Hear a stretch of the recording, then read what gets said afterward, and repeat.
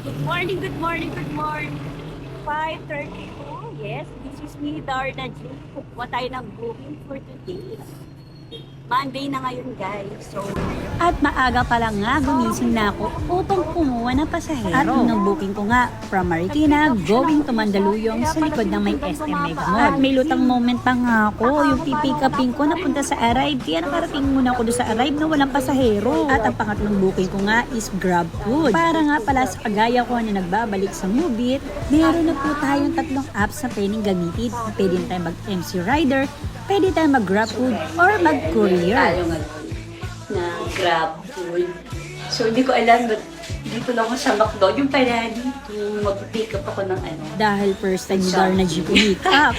So, Hindi ko pupunta alam tayo ang sa susunod gagawin. natin. I-drop off na natin to. Inibot nila.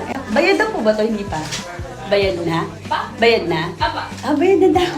Yun na, wala dalang pera yun. Let's go. At sa parting to, namumroblema ako. Paano yung kape? Baka tumakon. Green Hills Garden.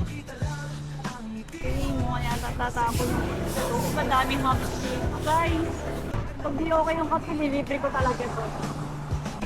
At naloka pa nga ako kasi binigay sa akin number is 63000 at hindi matawagan ang kliyente. At mabuti na lang merong mabait na homeowners doon na tumulong sa akin. Alam, sana ka ba sa vlogs, no? Sige po.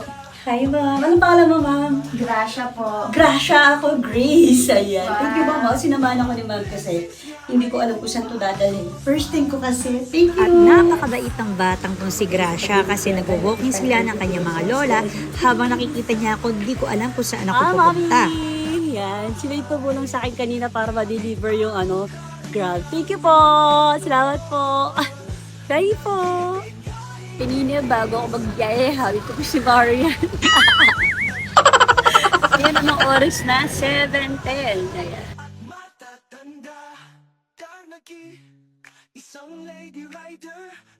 So hi guys, nakapagtapos na ako ngayon. Meron akong Grab kanina na ihatid ko naman na maayos. Buti na lang may tumulong sa akin.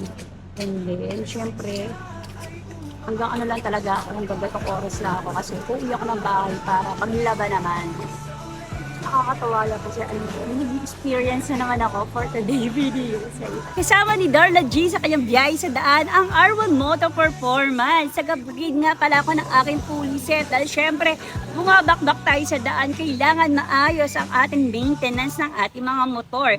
Kaya kung naghahanap ka ng puliset na para sa'yo, try mo na ang R1 Moto Performance. Pwede mo din itong bilhin sa may RRJR or sa may TikTok account. Or message mo sila sa kanilang page. Kaya ano ang hinihintay? Tara, bakbak na!